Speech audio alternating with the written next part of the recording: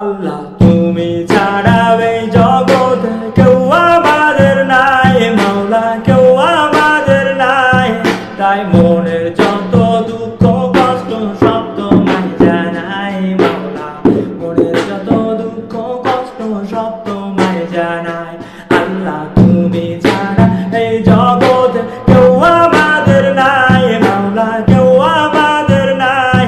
তাই মনের যত দুঃখ কষ্ট সব তোমায় জানাই মাওলা, মনের যত দুঃখ কষ্ট সব তোমায় জানাই।